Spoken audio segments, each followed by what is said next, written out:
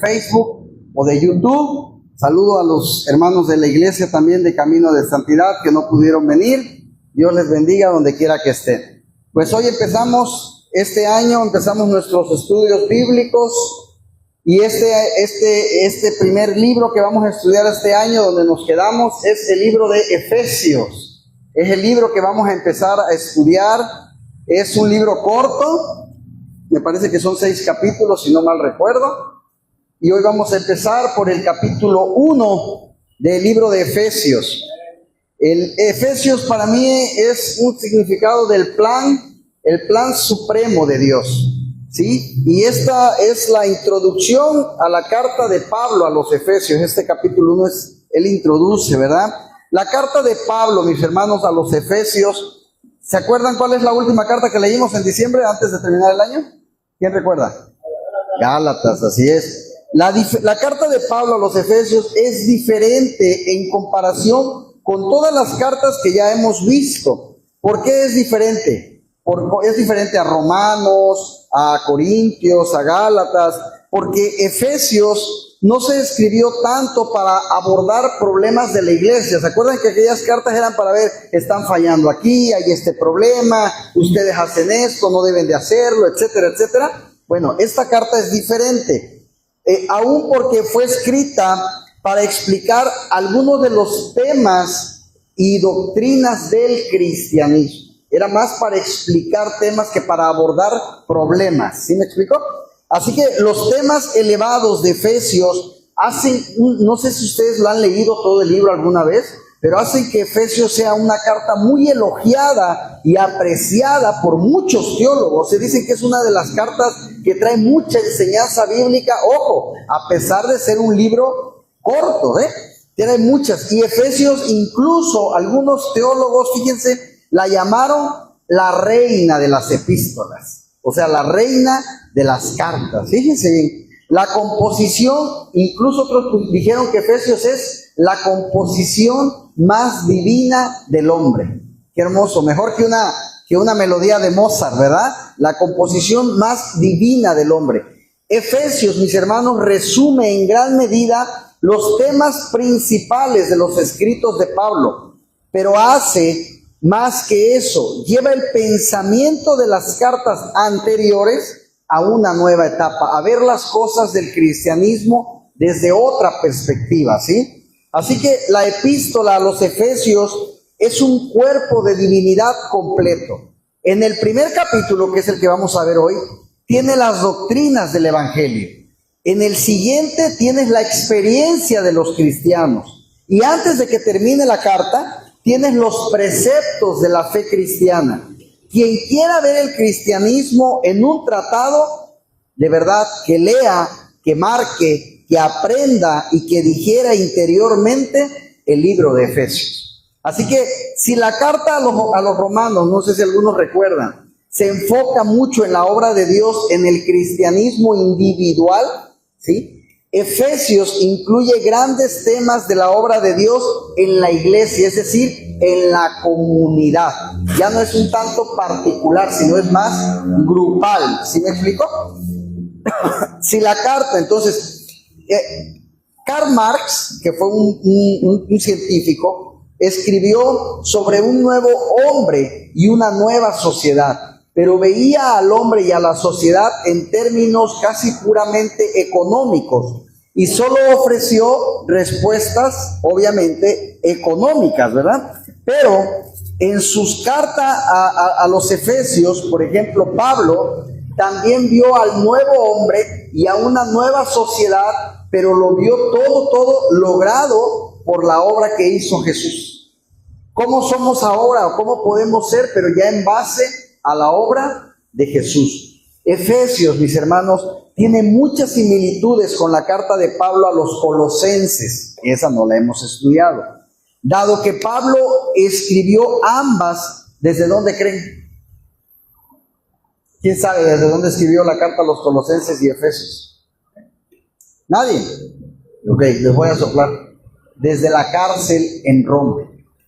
Desde ahí escribió estas cartas, ¿sí? No estaba en un balcón viendo la puesta del sol, tomándose un coco frío. ni mucho menos en un cuarto con un ventilador, ¿verdad? Y una lámpara. Estaba en la cárcel. Y obviamente, hermanos, las cárceles de aquella época incluso no se comparan con las cárceles de hoy. Tú vas a una cárcel hoy y sabemos que también en las cárceles se maneja el dinero. Y vas a ver cárceles con camas, con tele, hasta con frigobar. Y vas a ver otras que a lo mejor solo tienen calle. En esta época, mis hermanos, no había nada. Eran piedras, eran cuevas, casi tabernas. Había un hoyo en el piso que prácticamente era el letrete de las personas que estaban ahí. Imagínense el olor, todo encerrado, no daba el sol. Entonces es algo muy delicado. Y Pablo, sin embargo, ahí pensaba en Cristo. Fíjense qué hermoso, ¿no? Y eso es una enseñanza para nosotros. Así que su mente pudo haber trabajado en los mismos temas quizá cuando escribió Colosenses y cuando escribió Efesios. A lo mejor ahorita les estoy escribiendo a mi hermano Nico y de repente ya ahora quiero escribirle a Bernardo y estoy más o menos abordando los mismos temas. ¿Sí? Por eso es que se parecen mucho. Ahora, al observar los grandes, los majestuosos temas que vamos a ver en Efesios, es importante, hermanos, que no olviden eso. Que todo lo que estudiemos de Efesios, Pablo lo escribió desde la cárcel, ¿sí? Y van a ver por qué es importante ir recordando eso. Pablo escribió en Primera de Corintios, que eso sí ya lo vimos, fíjense bien, esto que les voy a leer, no lo busquen, nomás escuchen. Antes bien, como está escrito, cosas que ojo no vio, ni oído oyó, ni han subido en corazón de hombre, son las que Dios ha preparado. ¿Para quiénes? Para los que le aman. Pero Dios nos las reveló a nosotros por el Espíritu, porque el Espíritu todo lo escudriña, aún lo profundo de Dios. Fíjense qué hermoso. Efesios, mis hermanos, es el cumplimiento de eso que acabamos de leer.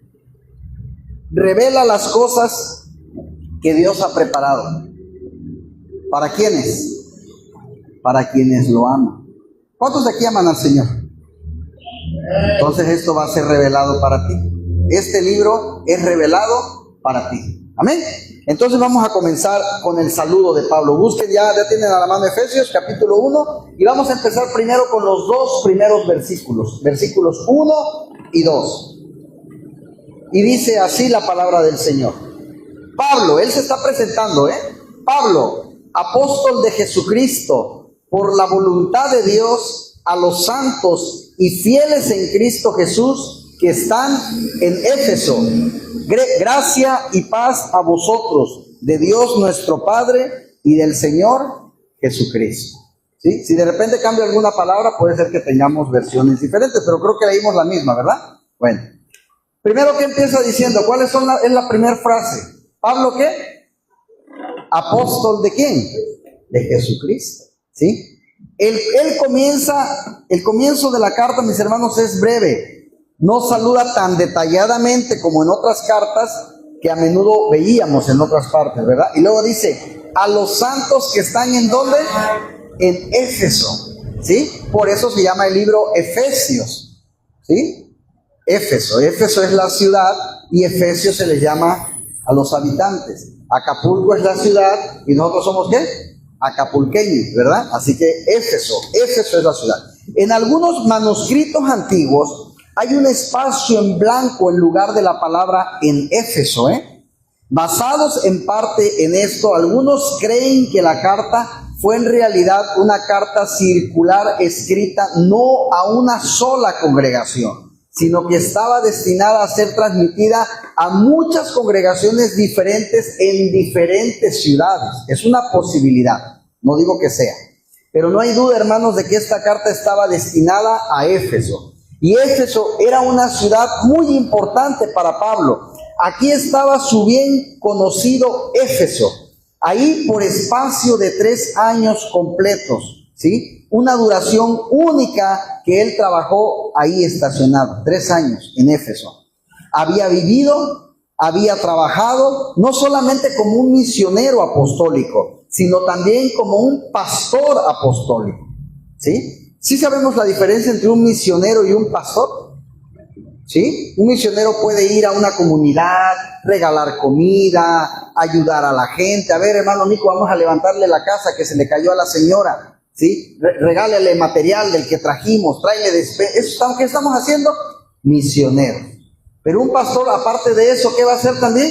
Les va a enseñar ¿qué? La palabra de Dios. Así es. Entonces, Pablo fue de misionero y también de pastor. O sea, hacía de todo, ¿verdad? Así que también fue como pastor apostólico. Aquí había dado este paso crítico y trascendental, la separación de los discípulos de la sinagoga a un lugar distinto, hermanos, de enseñanza y sin duda de culto. ¿Por qué? Porque la gente estaba acostumbrada a que un pastor donde enseñaba, en la sinagoga, ¿sí? Y Pablo, ¿qué empieza a hacer? Allá en el monte, en el río, en la calle, donde había, él empezaba a enseñar la palabra, ¿sí? Así que él da ese cambio ahí, a un lugar distinto. La sala de conferencias, podemos suponer, a lo mejor en una escuela de niños, hacía diferentes cosas. Así que aquí estaba trabajando, había trabajado, había observado, había llorado, tanto por la comunidad como por las personas. Es decir, Pablo a todas las cartas, a los lugares donde escribe cartas, no lo escribe pensando que así son, lo escribe porque él estuvo siempre también en esos lugares, ¿sale? Así que al mismo tiempo podemos deducir que la carta también tenía la intención de un sentido más general, es decir, circular entre los cristianos con una declaración de un plan eterno de Dios, ¿sí? Llevado a cabo en la iglesia y en la vida de cada persona. Si hay un espacio en blanco en un manuscrito donde otros dicen que no decía en Éfeso, es ciertamente porque debemos poner nuestra ciudad en ese espacio, hermano. Si a lo mejor si las leyendas dicen que no decía en Éfeso, cada quien puede ponerle en Acapulco, en México, porque esto es algo que todos debemos de entender y de creer. Amén. Así que luego saluda y dice, gracia y paz a vosotros, ¿de quién? De Dios nuestro Padre. Fíjense qué hermoso saludo. De hecho, yo lo he adaptado y a veces ya me gusta, cuando les escribo siempre les digo gracia y paz. No, me gusta ese saludo porque es un buen deseo de mi corazón hacia ti, que tú tengas gracia y paz. ¿De quién? De Dios, ¿sí? Si tú tienes gracia y paz, mi hermano, tienes todo. ¿Para qué te voy a desear dinero si no tienes gracia ni paz? ¿Cuántos millonarios se suicidan y son millonarios? ¿Tienen dinero? Entonces yo te pregunto, ¿el dinero te va a dar esa paz? No, solamente es una paz que la da el Señor, ¿verdad? Así que gracia y paz. Este saludo es típico de Pablo. El apóstol conocía el lugar esencial de la gracia y la paz de Dios en la vida del creyente, hermanos. Hermano, tú no puedes desearle a alguien gracia y paz si tú no la conoces, ¿verdad? Cuando el hermano Nico me dice, hermano, vaya a comer a esa fonda, hacen un buen mole, es porque él ya fue a comer ahí, ¿verdad? Así que cuando yo le digo gracia y paz es porque yo ya sé lo que es tener esa gracia y paz, ¿sí?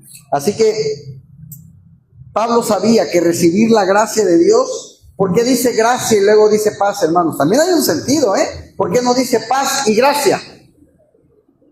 Porque recibir la gracia de Dios, mis hermanos, es antes de caminar en paz con Él. ¿Sí? Tú primero recibes la gracia y después caminas en paz con el Señor.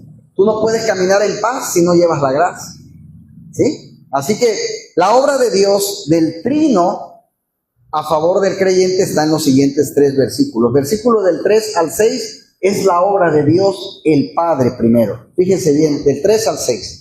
Bendito sea el Dios y ¿quién? Y Padre de nuestro Señor Jesucristo, que nos bendijo con toda bendición espiritual en los lugares celestiales en Cristo, según nos escogió en Él antes de la fundación del mundo, para que fuésemos, ¿qué, hermanos? Santos y sin mancha delante de Él en amor, habiéndonos predestinados para ser adoptados hijos suyos por medio de Jesucristo, según el puro afecto de ¿qué? ¿Quién decidió hacernos hijos de Él, hermanos? ¿Nosotros o Él? Él, porque fue voluntad de Él. ¿Para qué? Para alabanza de la gloria de su gracia, con la cual nos hizo aceptos en Él amado. Qué hermoso, ¿no? Dice, empezamos. Bendito sea el Padre, sea el Dios, perdón, y Padre de nuestro Señor Jesucristo. Pablo pidió una bendición sobre el Padre en el sentido de reconocer, hermanos, su gloria, su honra y su bondad, ¿sí?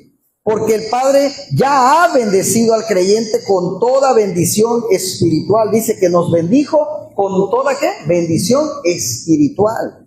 Y luego dice que nos bendijo, fíjense bien, esa bendición ¿de quién es, hermanos? Si ya te bendijo Dios, ¿de quién es ahora la bendición? Mía, es nuestra, ¿sí? Y tenemos que apropiarnos de ella, es mi bendición, es la que Dios me ha dado. Si esa bocina es mía, pero yo le digo, hermano Nico, se la regalo, a partir de ahorita, ¿de quién es? De usted. ¿Estamos de acuerdo? Pero ¿quién tiene la responsabilidad ahora de cuidar esa bocina? Yo. Porque ya es de él. ¿De quién es la responsabilidad cuidar la bendición que Dios nos ha dado? ¿De nosotros? ¿Sí? ¿Nosotros? ¿Quién la descuida también? Nosotros. ¿Sí? Así que es de nosotros, hermanos, pero tenemos que creerlo, ¿sí? Somos bendecidos, somos bendecidos. Pastores, que yo tengo problemas, eres bendecido. Pastores, que no tengo dinero, eres bendecido. Pastor, me quedé sin trabajo, eres bendecido. ¿Sabes por qué? Porque estás vivo. Porque estás vivo. Y mientras tengas vida, tienes la oportunidad de entregarle tu vida al Señor. Aún te estés muriendo, eres bendecido, porque en el último segundo, si tú recibes a Cristo, tú vas con el Señor. ¿Sí? Por eso somos bendecidos. Es una bendición nuestra. Y esto, hermanos, habla de una actitud de certeza, de seguridad. El otro día veía una película y me gustaba que iba un papá con un niño y el papá juega fútbol y mete un gol. Y el niño está con sus amigos y dice: ese es mi papá, ese es mi papá. ¿Cómo estaba el niño? Orgulloso, ¿ah? Orgulloso. Así que, hermanos, nosotros tenemos que tener esa certeza y seguridad de decir, así yo también puedo presumir, así como ese niño, mira, ese es mi papá, ese es mi papá, el que no me deja solo, ¿sí? Cuando te digan, oye, amigo, ¿y cómo le haces pues tú con tanta? Ese es mi papá. Mi papá está ahí para mí. Hermanos, es certeza, es seguridad. Cuando se va la luz y estás con un niño, ¿qué hace tu hijo normalmente? Te va a agarrar, ¿por qué? Porque tú le das, ¿qué? Seguridad. El niño no se queda hasta allá en aquella esquina si se va la luz. ¿Qué va a hacer? ¿Qué es lo primero que va a hacer? Va a correr a buscarte. ¿Dónde estás? Y ya cuando te toque, ¿qué pasa? Se le va el miedo. Porque tú le das esa seguridad. Nosotros, hermanos, cuando la oscuridad llegue, tenemos que correr a agarrar de la mano a papá. Es más, te la voy a poner más fácil. No esperes que llegue la oscuridad. Mantente agarrado de papá para que cuando la luz se vaya, tú estés agarrado de él y no llegue ese temor a ti. Amén. Así que certeza, hermanos, certeza y seguridad tenemos que tener. Certeza y seguridad. Ese es mi Padre. ¿Sí? Amén. No estamos sentados aquí, hermanos, gimiendo y llorando, inquietándonos, preocupándonos, cuestionando nuestra propia salvación. ¿Alguien de aquí tiene duda? ¿Qué va a hacer después de que Él muera? ¿Alguien todavía tiene duda? ¿Qué va a pasar? ¿Me iré al infierno o no? ¿Alguien tiene esa duda? Pregunto. ¿O se sienten seguros? Se los dejo pensando. Nos ha bendecido, hermanos. Y por eso nosotros lo bendecimos. Si piensas poco, fíjense bien, si piensas poco en lo que Dios ha hecho por ti, tú harás muy poco por Él. ¿Sí? Cuando yo pienso, es más, cuando alguien a ti te ha ayudado mucho, mucho, no sé, un ejemplo, te invita a comer, te ayuda en esto, te regala esto, y de repente te dice, oye, ¿me puedes hacer este favor? ¿Lo dudas? Sí, dime. ¿Por qué? Porque ¿cómo te sientes? Agradecido, ¿verdad? Entonces, si tú piensas en lo mucho que Dios ha hecho por ti, tú vas a querer hacer mucho por Él. Pero si tú piensas poco en lo que Dios ha hecho por ti, poco vas a querer hacer por Él. Y a veces eso me preocupa, hermano, porque a veces pienso que la iglesia no está consciente de lo mucho que Dios ha hecho por cada uno de ellos. ¿Y cuál es la muestra? Bancas vacías, Biblias cerradas, ¿sí? No hay momentos de intimidad en la oración. Entonces, todavía a veces, hermanos, no estamos siendo conscientes de lo mucho que Dios ha hecho con nosotros. Mucho. Así que, pero si tú tienes, les repito, una gran noción de su gran misericordia contigo, tú vas a estar muy agradecido con la misericordia de Dios. Amén. Ahora dice, Él nos incluyó tanto a judíos como a gentiles en la iglesia de Éfeso y más allá. Era importante, hermanos, señalar que estas bendiciones son para los creyentes judíos, era también para los gentiles, era parejo, ¿sí? Los judíos del primer siglo tenían un fuerte sentido de ser bendecidos, llamados y predestinados. Vamos a ponerles a lo mejor, no sé si quepa la palabra arrogante, pero ellos sentían que en el mundo solamente ellos eran amados por Dios, que nadie que no fuera judío podía ser amado por Dios, ¿sí? Pero esa es la parte mala, pero la parte buena es que se sentían muy seguros del amor de Dios, y eso es bueno. Se sentían muy seguros, o sea, a nosotros Dios nos ama, ¿sí? Se sentían muy seguros de ese amor, y Pablo mostró que estas cosas ahora se las estaba dando a todos, judíos y gentiles, ¿sí? Y luego dice, con toda bendición espiritual en los lugares celestiales en Cristo. Esto describe tanto el tipo de bendición como la ubicación de estas bendiciones, ¿sí? Estas son bendiciones de tipo espiritual, hermanos, que son mucho mejor que las bendiciones materiales. Yo sé que si ahorita les pregunto a 20 personas, ¿qué prefieres? ¿100 pesos o que ore por ti? A lo mejor 90 me van a decir, dame los 100 pesos. Pero no saben el poder que hay en una oración, hermano. ¿Sí? No saben el poder que hay en una oración. ¿Y esas son bendiciones materiales o espirituales? Espirituales, ¿sí? Claro, las materiales son buenas y se agradecen, pero tenemos que agradecer más las bendiciones espirituales, ¿sí? Estas bendiciones son nuestras, ¿en dónde? Ahí lo dice, en los lugares celestiales en Cristo. Son más sublimes, son mejores y son más seguras que las bendiciones terrenales, hermano, ¿sí? Si yo oro por ti para que llegues a Cristo y si yo te doy 100 pesos, los 100 pesos se te van a acabar un día, si no es que en un rato, ¿verdad? Pero si tú llegas a Cristo, tú vas a vivir una vida diferente a partir de hoy. Amén. Así que debemos dar gracias a Dios por todas las bendiciones temporales, porque hermanos, ¿saben qué? Son más de las que merecemos. Todas las bendiciones que Dios nos da son más de las que merecemos, ¿cierto o falso? Pero nuestro agradecimiento debe de ir a Dios en truenos de aleluyas por bendiciones espirituales. Un corazón nuevo es mejor que un abrigo nuevo, hermano. ¿Cierto o falso?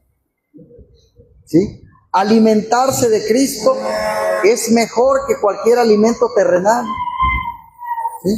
Yo te pregunto, ¿te comes el mejor cirlón ahorita o la mejor arrachera? ¿En cuántos días más vas a volver a tener hambre? Es más, ¿en cuántas horas? Ya no en cuántos días, ¿verdad? Pero si vives en Cristo y se alimentas de Cristo, dice aquel, el que tome de esta agua, ¿qué dijo el Señor? Nunca más tendrá sed, ¿verdad? Así que ser heredero de Dios, mis hermanos, es mejor que ser heredero del mayor millonario del mundo. Tener a Dios como nuestra porción es bendición, infinitamente más bendición que poseer amigos acres de tierra. Dios nos ha bendecido con bendiciones espirituales. Y estas son las más raras, ricas y duraderas de todas las bendiciones. ¿Saben cuál es? Que tú y yo tenemos un valor incalculable en Cristo. ¿Alguien me puede decir cuánto vale la sangre de Jesús? Acabo de decirlo, es un valor ¿qué? Incalculable. ¿Y sabes qué es lo mejor y lo más hermoso de todo? ¿Qué es lo que tú y yo valemos? La sangre de Cristo. Así que ¿cuánto es nuestro valor, hermano? Incalculable. Incalculable. ¿Sí? No sabemos ni siquiera nosotros lo que valemos. Fíjense bien. ¿Sí? Así que si no apreciamos, hermanos, las bendiciones espirituales, vivimos al nivel de los animales. Así se los digo. ¿Los animales para qué viven, hermanos? Para comer, para dormir, para entretenerse, para reproducirse. ¿Cierto o falso? ¿Tiene un propósito de vida? ¿No? Estamos hechos tú y yo a imagen de Dios y Él tiene algo mucho más elevado para nosotros, hermanos. Pero muchos, desgraciadamente, y lo voy a decir, eligen vivir al nivel de los animales. ¿Por qué? Se divierten, duermen, comen, se reproducen, pero no tienen un propósito de vida. No tienen. Peor, muchos ni conocen su propósito.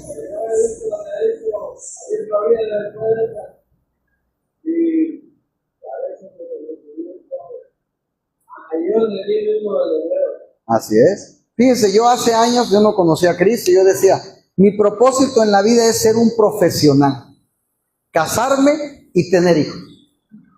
¿Y qué creen? Un día fui profesional, terminé una carrera, tuve hijos y aún así me sentía vacío. Muchas mujeres, ¿cuál es tu propósito? Ser madre algún día. Y yo conozco muchas madres hoy que están vacías. Así que no hay nada, hermano, que va a llenar ese espacio que solo Dios puede llenar. Solo Dios, ¿sí?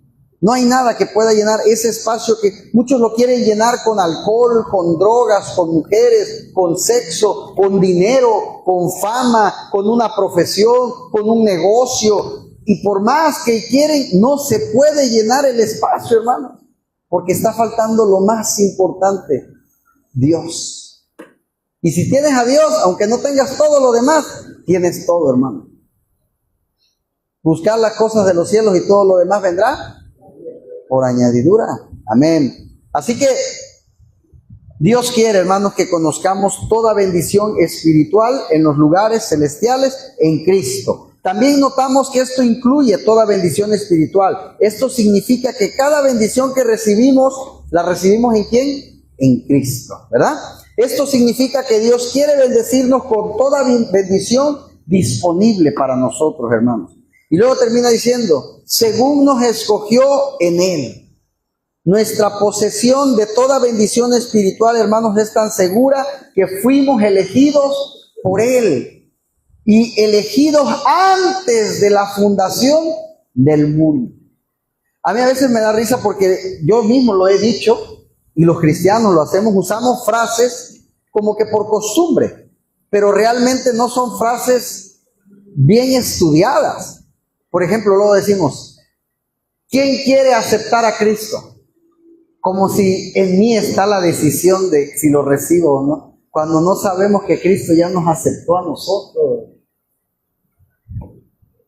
Cristo ya nos tiene predestinados. ¿Sí?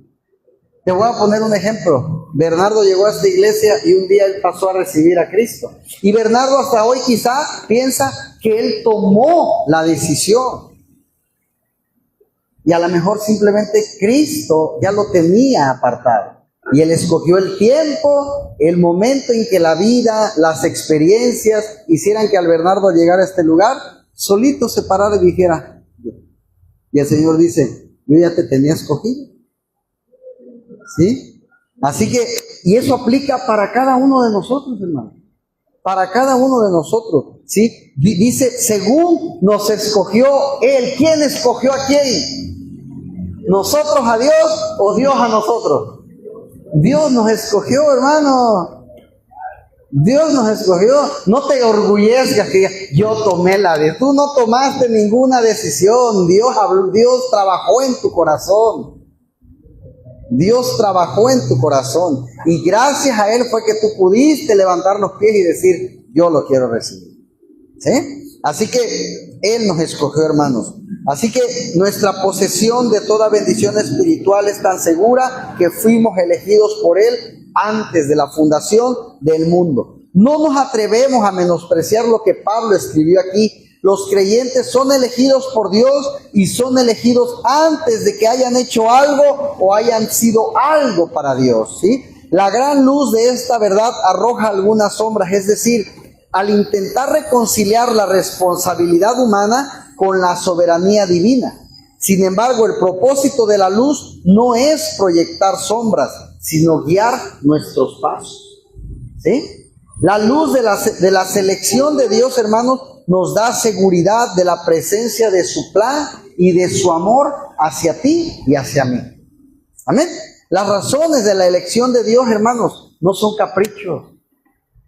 ¿Sí? No son caprichos, no es voy a ver si escojo a Juan Carlos o a Nico, un volado. No, eso, Dios no hace volado, no es a la suerte. Aunque están más allá de lo que tú y yo podamos entender, sabemos que son sabias y buenas. ¿Cómo es la voluntad de Dios? Perfecta y agradable, dice la palabra. Pero las razones están todas en Él, no en nosotros. Su elección es según el puro afecto de su voluntad, mis hermanos. De su voluntad.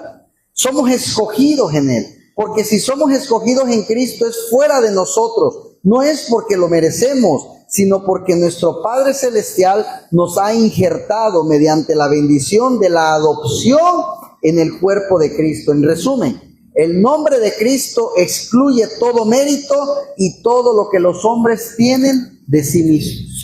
¿Sí? Para que fuésemos, ¿qué? Santos y sin mancha delante de Él en amor. Hermanos, somos escogidos no solamente para la salvación, Ojo, porque muchos, ¿para qué fuiste escogido? Para salvación. No, también fuiste escogido para otra cosa, para la santidad. ¿Sí? Para la santidad. Cualquier comprensión de la elección soberana de Dios que disminuya nuestra responsabilidad personal por la santidad personal y la santificación se queda corta, hermanos, de todo el consejo de Dios. La palabra santo y sin mancha es una metáfora tomada de los sacrificios sin mancha y perfectos que la ley requería que el pueblo llevara al altar de Dios. No podemos olvidar las palabras en amor, en amor. La santidad y la inocencia no son nada, hermanos, sin amor. Pero como el amor es el cumplimiento de la ley y el amor es la fuente de donde fluyó su salvación, por tanto el amor debe llenar sus corazones hacia Dios y hacia quién más.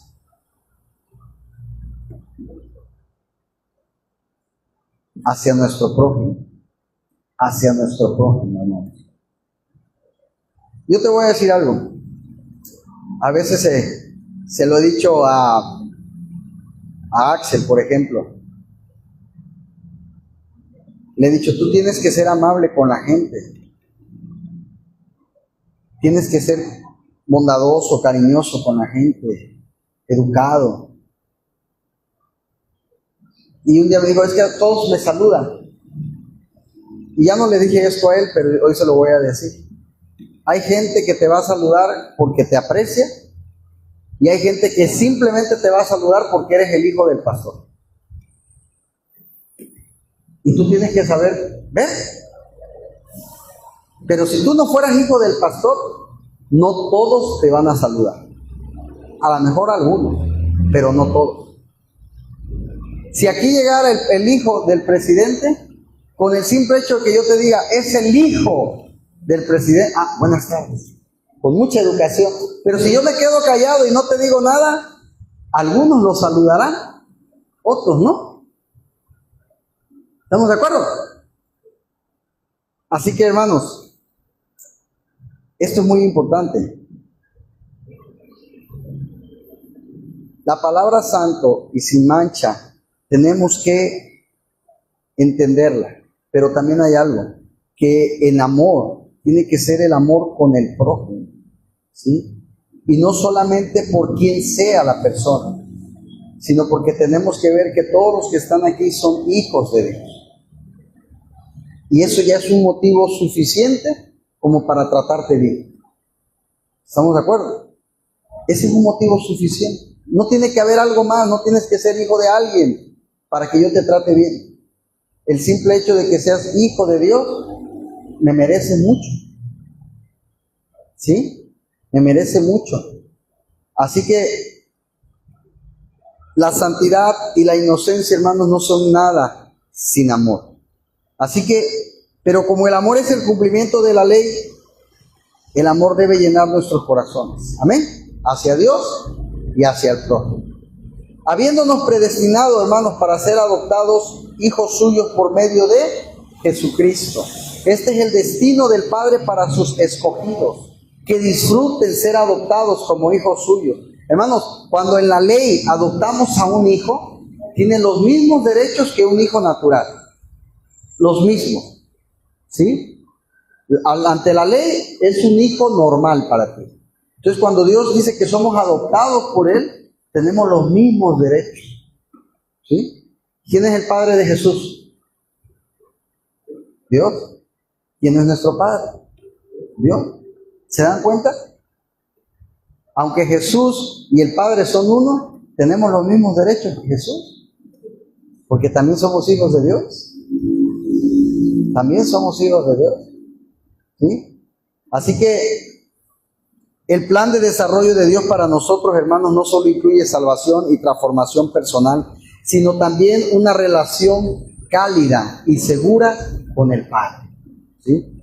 En la ley romana, cuando se completaba la adopción, realmente estaba completa. La persona que había sido adoptada tenía todos los derechos de un hijo legítimo en su nueva familia y perdía todos los derechos de la antigua familia, porque a veces los adoptaban de otras familias que moría el papá o algo y los adoptaban otras familias. A los ojos de la ley era una persona nueva, ya no tenía nada que ver con aquella familia, ahora pertenecía a esta. Tan nuevo era que incluso las deudas y obligaciones relacionadas con la familia anterior eran abolidas como si nunca hubieran existido. Imagínense, ¿sí?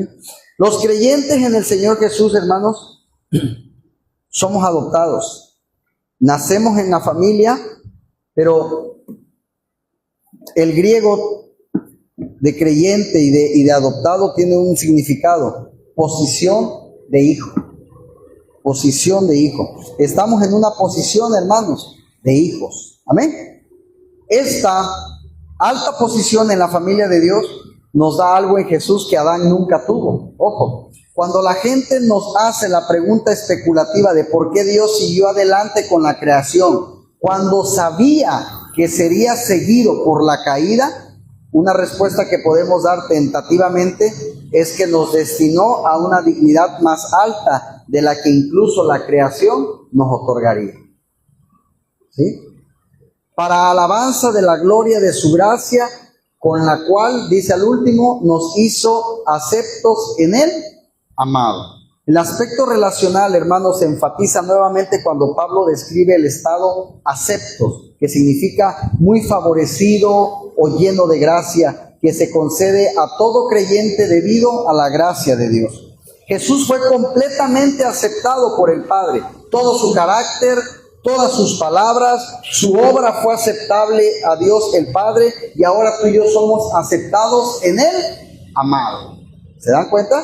Pablo se dio cuenta de que este plan, hermanos, daba gloria a la gracia de Dios. Al dar la ley, la justicia y la santidad de Dios se volvieron más gloriosas. Al dar evangelio, su gracia y misericordia son igualmente de gloriosas. El plan de Dios es el evangelio. A menudo es rechazado, hermanos, porque glorifica a Dios y su gracia y no al esfuerzo del logro del hombre. El hombre está acostumbrado a eso, a que tú te tienes que esforzar para lograr cosas, ¿verdad? Y por eso es que muchos cristianos siguen con la falsa idea de que hay que hacer muchas cosas para agradarle a Dios, ¿verdad?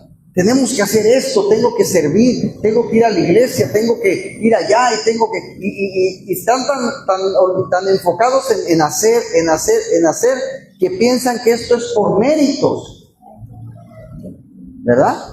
Ay, ese hermano ni hace nada, nomás viene y se sienta, y yo ando aquí sirviendo y hago esto. A lo mejor puede ser probable que él tenga reunión con el Padre allá arriba y tú no. El hecho de servir no significa que estamos más cerca de Dios. ¿Estamos de acuerdo? Así que eso es lo que al ser humano, hermanos, le ha costado comprender. Que esto no es por méritos, que esto no es por obras, que esto es por gracia, simplemente por gracia. Si Él dice a Él lo salvo, a Él le salvo y ya, se acabó la fiesta. ¿Sí? Así que la idea de ser aceptos por Dios sobre la base de la gracia, hermanos, la gracia de Dios se ha extendido a su pueblo y lo ha envuelto. Él los ha bendecido, dice Pablo. ¿Amén? Ahora vamos con la obra de Dios, el Hijo, versículos 7 y 8. En quien tenemos redención por su sangre, el perdón de pecados según las riquezas de su gracia, que hizo sobreabundar para con nosotros en toda sabiduría e inteligencia.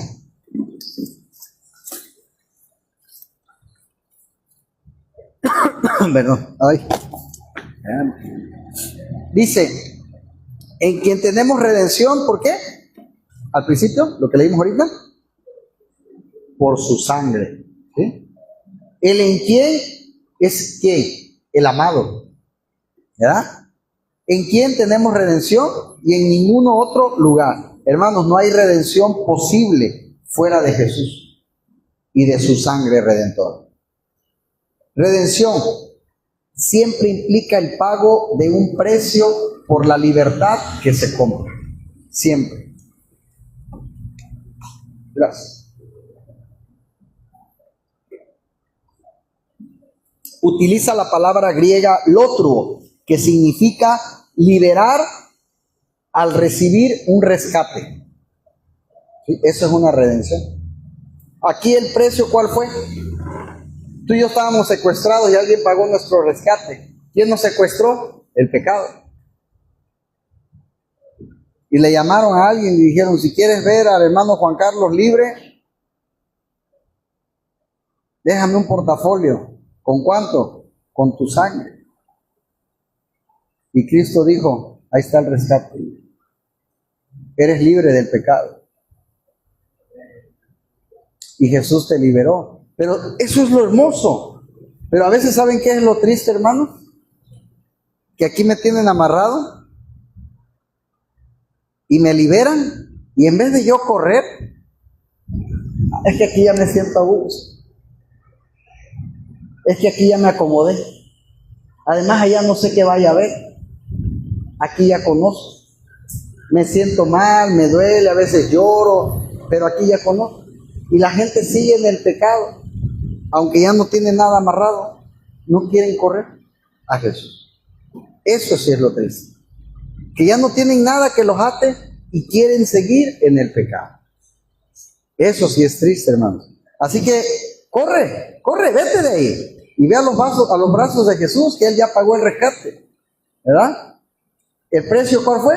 Su sangre. Mostrando que la bendición del Padre y del Hijo no solo proviene de un decreto divino, sino que también proviene de su justicia, también proviene de su santidad, ¿sí? No puede bendecir en oposición, hermanos, a su justicia y su santidad, ¿sí?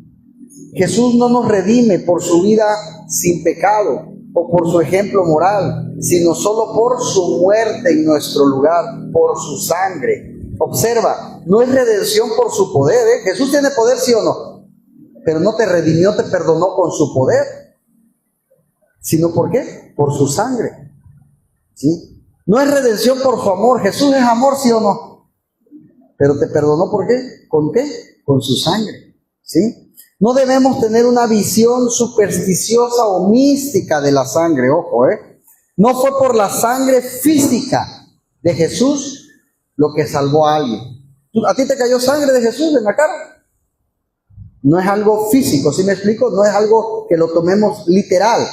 Porque luego la gente que dice, me cubro con la sangre de Cristo. No, tú no te puedes cubrir con la sangre de Jesús, ya te bendijo, ya te dio libertad. Sí, pero a veces, les repito, hace rato decía, ¿no? Usamos frases que ya lo hacemos como por costumbre, pero no las hemos estudiado. ¿Sí? Así que ¿Con qué pagó realmente?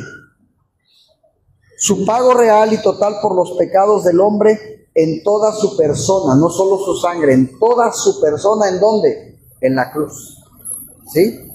Esto es lo que quiere decir el Nuevo Testamento cuando habla de la sangre, de su vida, en pocas palabras, de su vida, de su ser. ¿Sí? Según las riquezas de su gracia. La redención y el perdón, hermanos, que se nos ha dado, viene según la medida de las riquezas de su gracia. No es una redención o un perdón pequeñito, sino ganado por Jesús en la cruz. ¿Tú crees que eso es pequeño? Es inmenso. ¿Sí? ¿Qué hizo sobreabundar? Dice, para con nosotros en toda sabiduría e inteligencia. Muchos piensan que no es sabio por parte de Dios prodigar tal redención y perdonar a los pecadores culpables, pero fue en sabiduría y prudencia, hermanos, que Él nos dio eso. ¿Sí?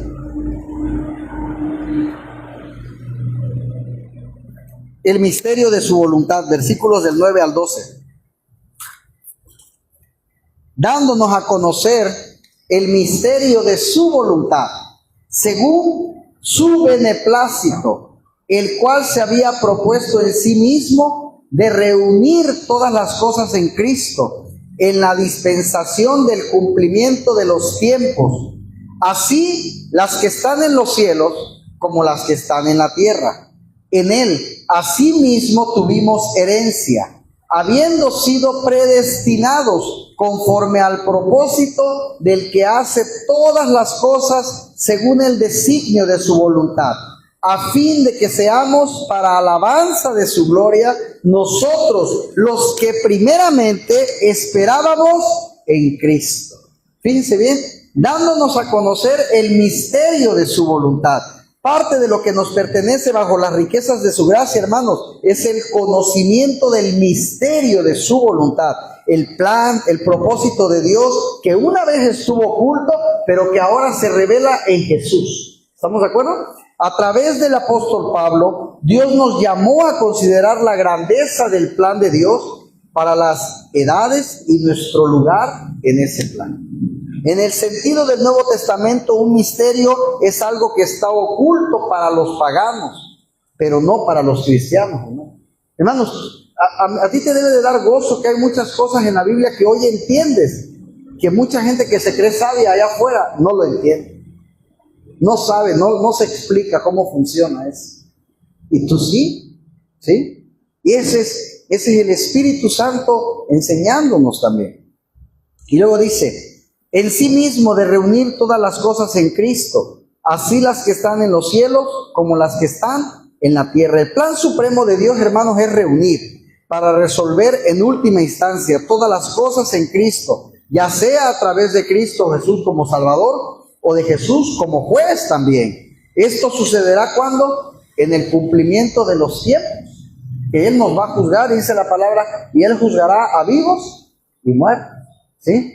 La palabra para reunir tiene la idea de unificar, de sumar. Se utilizaba para el proceso de sumar una columna de cifras y poner la suma en la parte superior, por ejemplo. Pero aquí la idea de Pablo es que Dios hará que todas las cosas sumen al final, y ahora mismo está en el proceso de llegar a esa suma final. Esto muestra que Dios quiere unificar todas las cosas en nuestras vidas, hermanos, bajo Él. Es una herejía de nuestro tiempo dividir la vida en sagrada y secular. Nosotros no podemos llevar doble vida, sagrada y secular. Muchos viven un cristianismo en la iglesia y viven como el mundo allá afuera. O eres frío o eres caliente. ¿Sí? No podemos vivir doble vida. Y muchos viven doble vida. Muchos, hermanos. Muchos. Así que es la gran resolución y liberación por la que gime incluso la creación. El día que todo mal será enmendado y todo asunto será resuelto con el santo amor. Todos amamos el santo amor de Dios. Todos nos gusta hablar del amor de Dios. Pero ¿qué tal cuando Dios sea justo y aplique su justicia? Dios es justo también, ¿no? Y Dios no va a culpar a alguien que sí sea inocente. ¿Sí? y tampoco va a mandar al paraíso a alguien que sea culpable. Él es justo. Y Él va a revisar todo, hasta lo que nadie sabe y que solamente tú sabes, Él lo está viendo. ¿Sí? Así que tenemos que tener cuidado con nuestras vidas en secreto. Así que en Él asimismo tuvimos herencia. Para los creyentes, hermanos, Jesús no es su juez, sino aquel en quien tenemos una herencia también. Amén. Los creyentes están predestinados para esto según el designio de su voluntad, nuevamente. Las razones de su elección residen en Él, no en nosotros, hermanos. Siendo predestinados conforme al propósito del que hace todas las cosas según el designio de su voluntad. Vemos tres aspectos del plan de Dios trabajando juntos. Comienza con el propósito, luego con el designio de su voluntad y finalmente resulta en la obra que Él hace. Dios hizo su plan cuidadosamente de acuerdo con un propósito eterno, tomando el designio dentro de la deidad y luego obra con toda sabiduría. Nuestro Dios, hermanos, es un Dios no solo de voluntad. Él trabaja y obra de acuerdo con su voluntad. La palabra designio significa planificación y arregla deliberados en los que se consideran y se prevén las formas y los medios de llevar a cabo su voluntad. Según el designio, Dios hace, mis hermanos, todo por designio. Siempre tiene razón de su voluntad, que aunque no veamos en el presente, lo veremos en el último día. Mientras tanto, ¿qué tenemos que hacer? Someternos. ¿A qué? A su voluntad. No hay más. A fin de que seamos para alabanza de gloria nosotros los que primeramente esperábamos en Cristo. El propósito de Dios en todo esto, mis hermanos, es que aquellos que han confiado en Cristo existan para alabanza de su gloria. La meta del plan supremo, ¿cuál es? Glorificarlo, ¿sí? Alabarle. ¿Nosotros quiénes? Los que esperábamos en Cristo. Esto habla de los creyentes desde antiguos. La palabra también vosotros habla de creyentes también judíos, gentiles, de todo. Sí, de todo aquel que ha creído. El gran plan de Dios tiene un lugar para todos y los une a ambos. ¿En quién? En Jesús. ¿Sí? La obra del Espíritu Santo, versículos 13 y 14. En Él también vosotros, habiendo oído la palabra de verdad, el evangelio de vuestra salvación, y habiendo creído en Él, fuisteis sellados con el Espíritu Santo de la promesa, que es las arras de nuestra herencia hasta la redención de la posesión adquirida para alabanza de su gloria. En Él también, hermanos, vosotros, dice, habiendo oído la palabra de verdad, la elección soberana de Dios obra, pero no excluye la cooperación humana, hermanos. Estos que fueron elegidos de manera tan soberana, también fueron los que confiarán, dice, oyeron la palabra de verdad y ¿sabes qué dice? Y creyeron. ¿Cuántos han oído la palabra? Ahora pregunto, ¿todos han creído? No, hay gente que ha oído la palabra y ha creído. No ha creído, ¿sí? Fuisteis sellado con el Espíritu Santo de la promesa. También es esencial de la obra de Dios eso, hermanos, que el Espíritu Santo te sella. Su presencia en nuestras vidas actúa como el sello, ¿verdad? Como las arras, dice, de nuestra herencia. Por tanto, el sello es el Espíritu Santo y su presencia en el creyente denota esa seguridad. El sellado con el Espíritu no es un sentimiento emocional, hermanos, ni una experiencia por ahí, como dice, religiosa, ¿eh? Si no lloras, es que no te tocó el Espíritu Santo. Si no te caes, es que no te tocó el Espíritu Santo. Si no te empiezas a reír, es que no te tocó el Espíritu Santo. No, el Espíritu Santo no es emoción, es convicción. ¿Sí? Habiendo creído en Él, fuisteis sellados. El sellado no se produce antes de que creamos. Y los que exigen garantía de Dios antes de creer, tratan a Dios como si no se pudiera confiar en su palabra. A ver, ¿qué dicen algunos? Muéstrame que existes. A ver si es cierto que existes. No, hermano, Dios no actúa así. ¿Sí? Para sellar se necesita la cera blanda, la huella del rostro amado, la presión constante. Ojalá que el Espíritu imprima el rostro de nuestro amado Señor, hermanos, en nuestros corazones ablandados, para que lo podamos conservar para siempre. Hasta la redención de la posesión adquirida. Tenemos estas arras hasta que seamos comprados por completo por Dios. ¿A través de qué? De la resurrección y la glorificación para la alabanza de su gloria. Amén. Hermanos, Pablo ora a la luz del plan final de Dios y la obra del Dios Trino. Versículos 15 y 16 es la declaración de oración y declaración de acción de gracias de Pablo. Por esta causa también yo, habiendo oído de vuestra fe en el Señor Jesús y de vuestro amor para con todos los santos, no cese de dar gracias por vosotros, haciendo memoria de vosotros ¿en qué? En mis oraciones. Habiendo oído de vuestra fe en el Señor Jesús y de vuestro amor para con todos los santos. Cuando Pablo oyó de la fe y amor de los efesios, hermanos, no pudo hacer otra cosa más que dar gracias por ellos. Esto se debió a que su fe y amor eran evidencia de su participación en esta gran obra de Dios. Muy diferente a lo que vimos con otros libros, ¿verdad? La fe y el amor no nos hacen ganar la participación en esta gran obra de Dios, hermanos, sino que son evidencia de nuestra participación en el plan de Dios. ¿Sí? Esa es la evidencia. Amor para con todos los santos. Pablo dio gracias no por su amor a Dios, hermanos, sino por su amor ¿para quién? Para todos los santos. La verdadera evidencia de la obra de Dios en nosotros, hermanos, no es el amor que decimos tener por Él, ¿sí?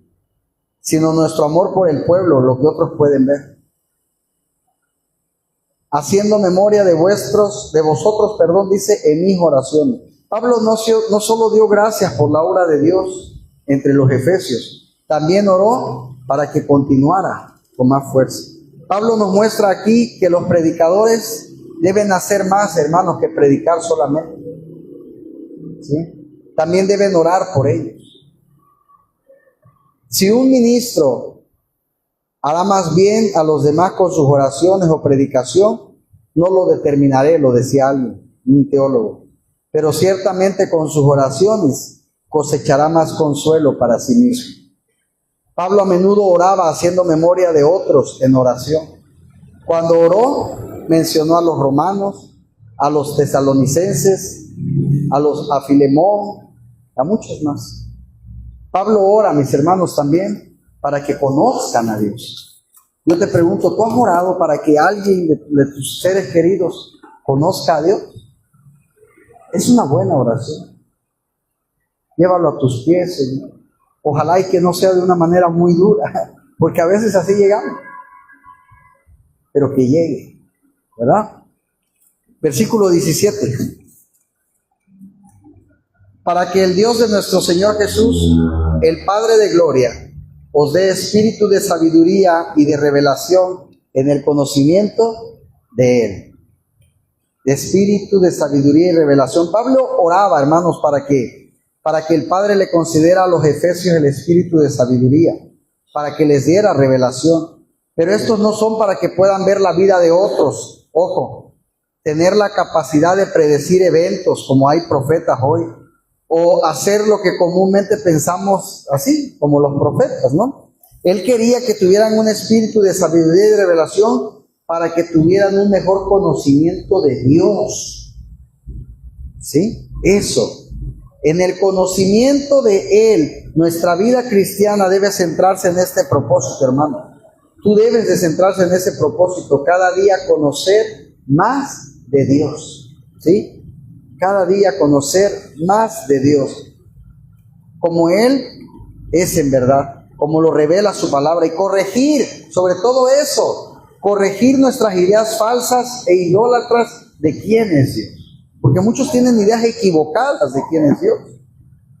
En el conocimiento de Él, nuestra vida cristiana debe centrarse en ese propósito. Conocer cómo es en verdad, cómo revela su palabra, ¿sí? Es importante, hermanos, una comprensión de quiénes somos también. Sin embargo, es mucho más importante para nosotros conocer y comprender quién es Dios.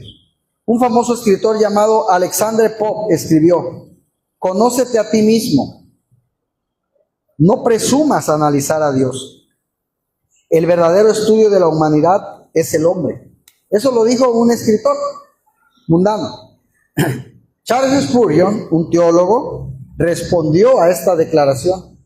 Alguien ha dicho que el estudio adecuado de la humanidad es el hombre. No me opondré a la idea, pero creo que es igualmente cierto que el estudio adecuado de los elegidos de Dios es Dios. El estudio apropiado de un cristiano es la deidad. La ciencia más elevada, la especulación más sublime, la filosofía más poderosa que puede atraer la atención de un hijo de Dios es el hombre, la naturaleza, la persona, la obra, los hechos y la existencia del gran Dios al cual Él llama Padre. Padre. Al cual llama Padre. Fíjense bien. Porque la filosofía llega al hombre, hermanos, con el mensaje: conócete a ti mismo. ¿La han oído? La filosofía del mundo actual. Conócete a ti mismo. Tú eres poderoso. Tú puedes. Cree en ti. Eso dice la motivación del mundo, ¿sí o no? El Evangelio lo recibe con la consigna mucho más gloriosa y fructífera: conoce a tu Dios, cree en tu Dios, y Él obrará en ti. Qué diferente, ¿no? Pablo ora, hermanos, para que comprendan todo lo que Dios le dio en Jesús. Versículos 18 y 19. 19 solamente la mitad, fíjense bien. Alumbrando los ojos de vuestro entendimiento, para que sepáis cuál es la esperanza de que Él os ha llamado y cuáles las riquezas de la gloria de su herencia en los santos, y cuál la supereminente grandeza de su poder para con nosotros los que creemos. Alumbrando los ojos de vuestro entendimiento, para que los efesios supieran todo lo que Dios les había dado en Jesús, hermanos, es necesario una obra sobrenatural. Requería que los ojos del entendimiento fueran alumbrados ¿por quién? Por Dios, ¿verdad? Pablo usó una expresión muy bonita cuando habla de los ojos en vuestro entendimiento. Demasiados cristianos, hermanos, no tienen ojos, y demasiados ojos cristianos no tienen corazón. Dios quiere que ambos se combinen en nosotros. La palabra corazón en las Escrituras muchas veces significa el núcleo mismo, el centro de la vida, donde la inteligencia tiene su puesto de observación, donde se almacenan las reservas de experiencia y los pensamientos tienen su fuente, la fuente real. ¿Cuál es la esperanza a que Él os ha llamado? Pablo quería que ellos supieran esto, hermanos, y que lo supiéramos todos. Pocas cosas nos dan una esperanza más segura y duradera en la vida que simplemente saber que Dios nos ha llamado y que tiene un llamado específico que tú y yo debemos cumplir. Amén. La esperanza que Él nos ha llamado tiene su perspectiva en el futuro. El creyente tiene un futuro glorioso de resurrección, hermanos, vida eterna, libertad del pecado, justificación perfecta y elevación gloriosa, hermanos. ¿Cuáles las riquezas de la gloria de su herencia en los santos? Pablo quería que ellos conocieran la grandeza de la herencia de Dios en su pueblo. Por lo general pensamos solo en nuestra herencia en Dios, pero Pablo quería que los efesios entendieran que son tan preciados para Dios que Él los consideraba su propia herencia. Varios teólogos, ¿verdad?, estudiosos, creen que Pablo también habló de herencia de Dios en su pueblo, pero es ciertamente una idea que Pablo probablemente está extrayendo de Deuteronomio, cuando dice: cuando el Altísimo hizo heredar a las naciones, cuando hizo dividir a los hijos de los hombres, estableció los límites de los pueblos, según el número de los hijos de Israel, porque la porción de Jehová es su pueblo, Jacob, la heredad que le tocó. Conociendo nuestra pobreza espiritual, hermanos, nos preguntamos: ¿cómo Dios pudo encontrar herencia alguna en los santos? ¿Sí? Sin embargo, Dios puede hacer riquezas, hermanos, de hombres y mujeres pobres porque invierte mucho en ellos. ¿Sí? Ha inventado riquezas de amor, riquezas de amor. Ha invertido riquezas de sabiduría, riquezas de sufrimiento, de gloria, y estas cosas, hermanos, se acumulan para una rica herencia en los santos. Pablo quería que supieran cuán grande es el poder de Dios para con nosotros los que creemos. Los cristianos deben saber que sirven y aman, hermanos, a un Dios de poder viviente que muestra su fuerza y su favor a su pueblo. ¿Cuántos creen eso? ¿Sí? Muchos cristianos no conocen este poder o solo lo conocen desde la distancia. Dios quiere que la vida de la resurrección sea real en la vida del creyente. El mismo poder, escucha esto, que resucitó a Cristo, está esperando, hermano, en resucitar al borracho de su embriaguez. ¿Sí? Está esperando resucitar al ladrón de su deshonestidad, resucitar al fariseo de su justicia propia, de resucitar al saduceo de su incredulidad. Es el mismo poder que resucitó a Jesús. ¿Sí? Y esto termina la parte de petición de la oración de Pablo. La siguiente sección explica más sobre este gran poder y lo que hizo. Pablo pidió estas cosas porque era importante pedirlas. Podríamos decir que la oración es una solicitud de que las promesas se encuentren reales en la vida de los cristianos de Éfeso. ¿Sí? De la misma manera, sus oraciones por el crecimiento espiritual y la iluminación de los demás son importantes. Si Pablo creía que era importante orar estas cosas para los cristianos de Éfeso, hermanos, es importante que tú y yo también las oremos por los demás, ¿sí? Y incluso por nosotros mismos, ¿sí?